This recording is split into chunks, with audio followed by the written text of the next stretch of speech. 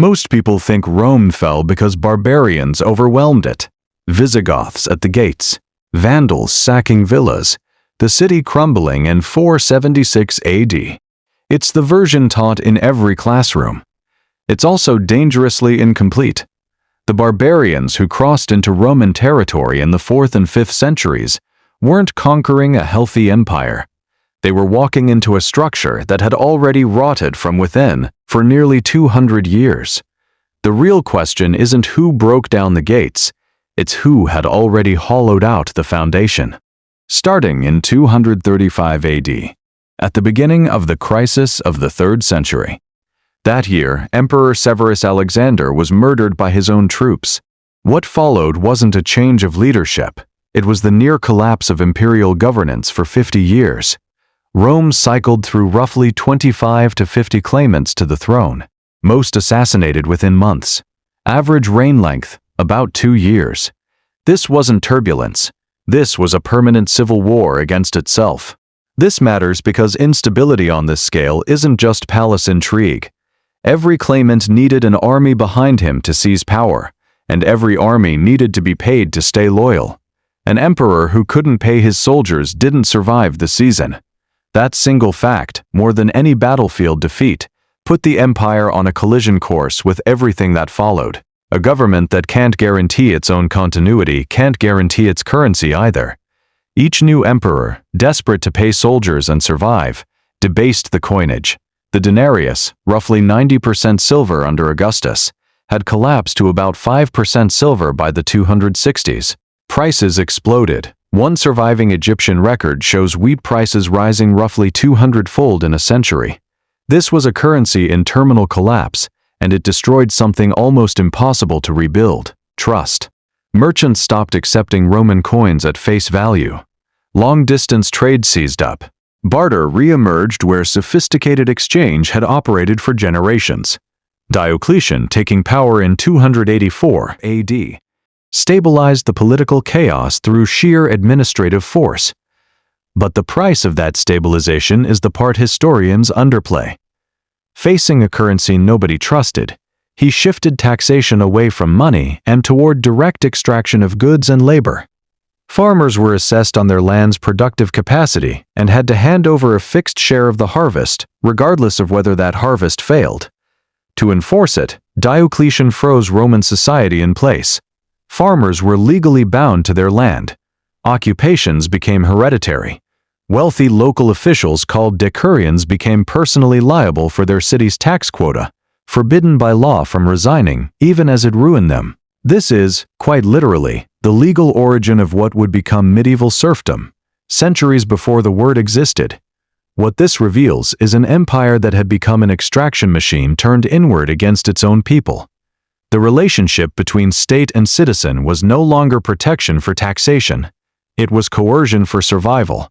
And a state, its people experience as predatory rather than protective, has already lost something no army can restore.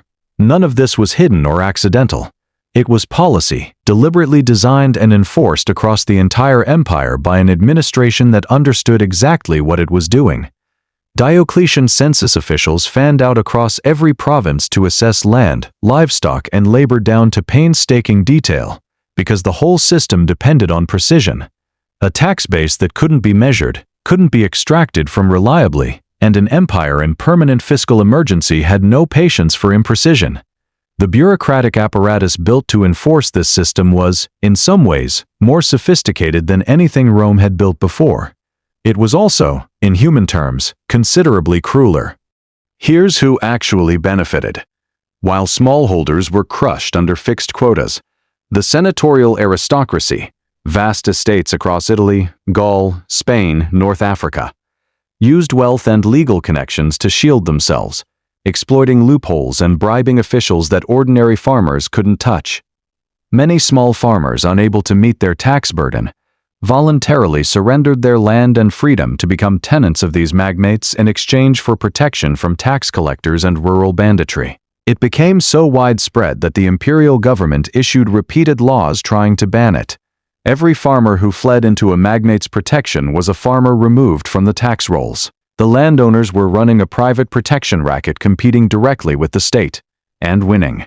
Historian Peter Heather has documented how the Western tax base eroded not mainly through battlefield losses, but through this slow transfer of land and loyalty from the state to a semi-autonomous elite that increasingly saw its interest as separate from Rome's. By the time serious barbarian pressure arrived in the late 4th century, the Western state was already fighting with one hand tied behind its back, a shrinking tax base, an aristocracy shielding its wealth, and a peasantry so alienated that some Roman citizens in Gaul, according to the writer Salvian of Marseille, actually fled to live under Gothic rule because it was less extractive than what remained of Roman administration.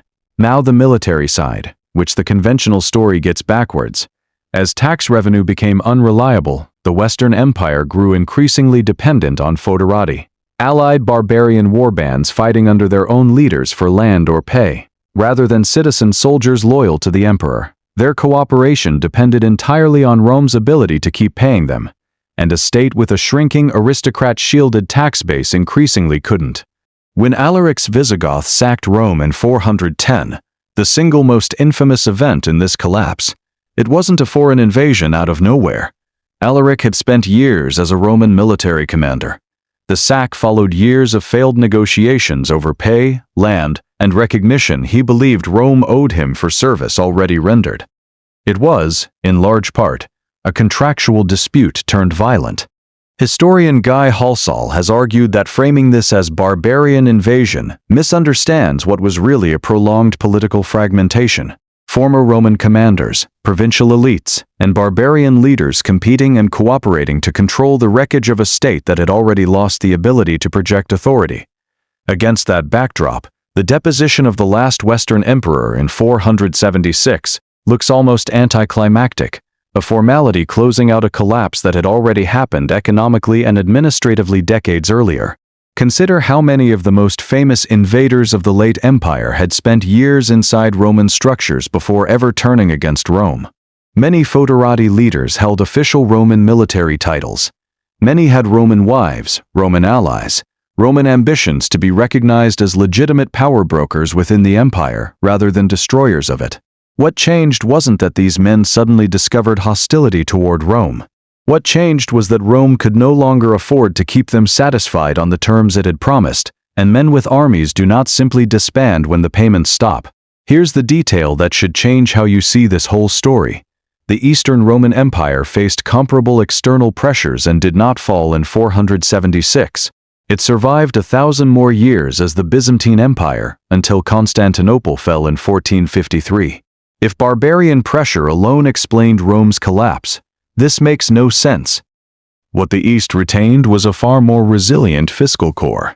Wealthier, more monetized provinces in Egypt, Syria, and Anatolia. A tax base far harder for local aristocrats to fully capture, and therefore soldiers who stayed loyal to the state that could still afford to pay them in cash, rather than to whichever commander controlled their land. The West didn't fall because barbarians existed. It fell because 2 centuries of currency collapse, predatory taxation, aristocratic capture, and a mercenary-dependent military had left it too hollow to survive shocks the East demonstrably could absorb. One more factor rarely mentioned. 2 catastrophic pandemics, the Antonine Plague around 165 AD and the Plague of Cyprian around 249 AD, are estimated to have killed 10 to 30% of the empire's population in each outbreak.